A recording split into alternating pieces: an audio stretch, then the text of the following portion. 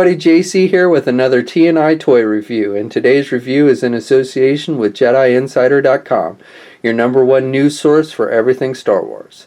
And today we're going to take a look at the new Star Wars The Black Series Mara Jade figure, which is part of their 3¼ inch Black Series line. Wave 2 is when this figure first started shipping, and she's number 14 in the series.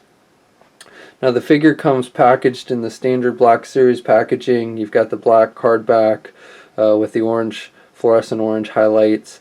You've got the Star Wars The Black Series logo up at the top with a little medallion image of the character, and then the name underneath that. And then the figure's clearly displayed in the blister packaging. Then on the back you have a brief bio for the character. An assassin for Emperor Palpatine, Mara's life changes when she meets and eventually marries Luke Skywalker.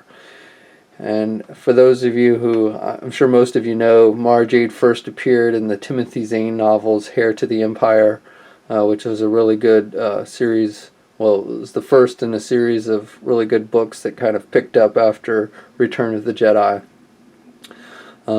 And then underneath the bio is another picture of the character. Looks like she's standing there in front of some troops, some stormtroopers holding her lightsaber. And in the story, she starts out really, she hates Luke Skywalker. If I remember correctly, she blames him for the death of her friend or something like that. But eventually, they end up falling in love, and she betrays the Emperor and everything, and they end up getting married and such.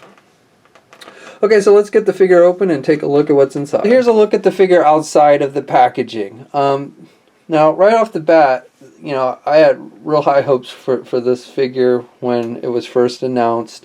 There have been a couple previous versions of the Mara Jade character released in plastic form by Hasbro, and none of them I felt to be that great.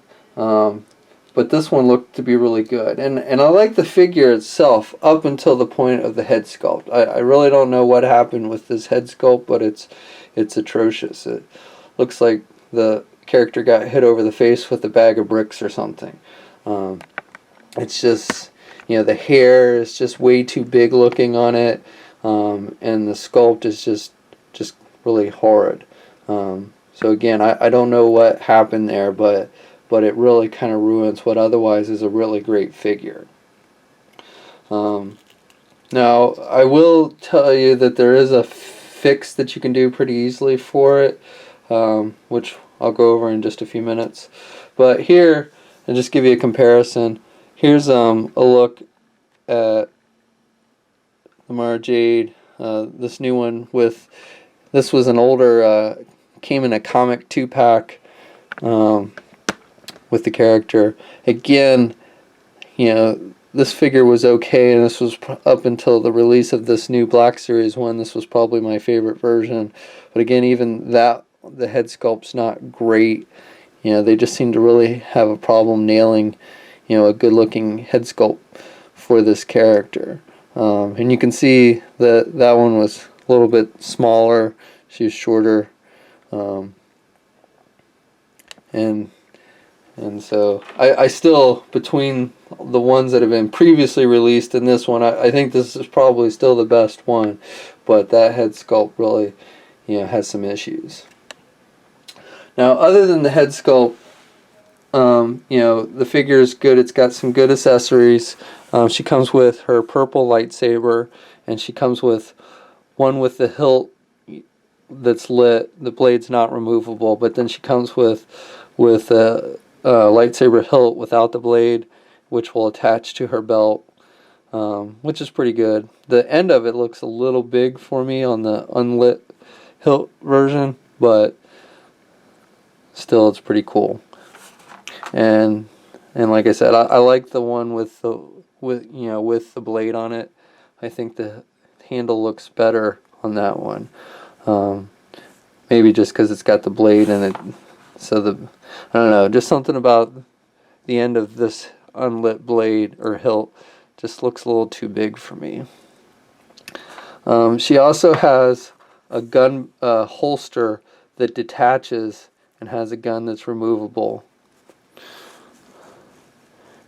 And I actually like this little blaster. It's got some decent little details sculpted in it. And it's small, fits in her hand pretty well.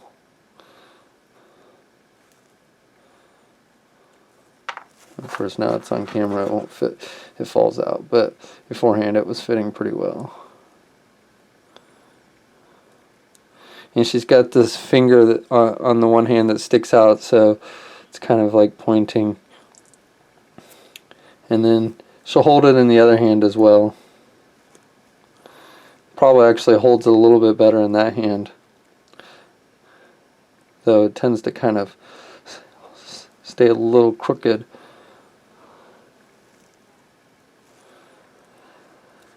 And then the holster itself, there's actually 2 holes on the belt, so if you wanted to have the holster on the side, you know, traditionally like you see it, you can have it on the side. Gun will just fit in.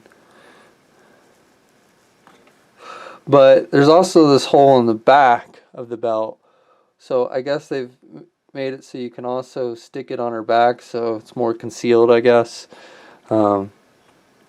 which is kind of cool. Now the gun belt itself, it does not appear to be removable. And then, as I said before, the unlit hilt will also fit on her belt, so she can carry both of her weapons when not in use.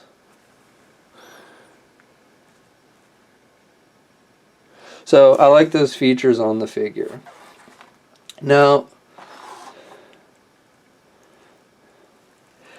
as I mentioned, what's really kind of disappointing about this figure is the head sculpt. However, if you're willing to go out and buy an additional figure, and I almost hate to mention this because you're kind of rewarding, you know, both of these figures are made by the same company, so you're kind of rewarding the company by going out and buying a second figure, you know, for basically giving us a pretty bad looking head sculpt. But if you go out and you get the Marvel Avengers Black Widow figure, now this version of Black Widow is the Toys R Us exclusive that comes with the light up base. You can usually find it at most Toys R Us stores, and it runs around $10 or $11. And that figure itself is pretty good. It's probably one of the better versions of Black Widow they've released for the Marvel Universe line. But as it happens, you know, this character has long red hair, and the face sculpt on this figure is pretty good. And as it happens, the peg hole for these figures are about the same size, so the heads are basically interchangeable. So you just pop off the head on the Black Widow figure, pop off this atrocious head sculpt on the Mara Jade figure, and pop on the Black Widow head on your Mara Jade body, and the figure looks 10 times better with the Black Widow head on it. She's not as tall. I think she's a little too tall with the hair on that old other head sculpt. So it just looks 10 times better when you have the Black Widow head on this figure.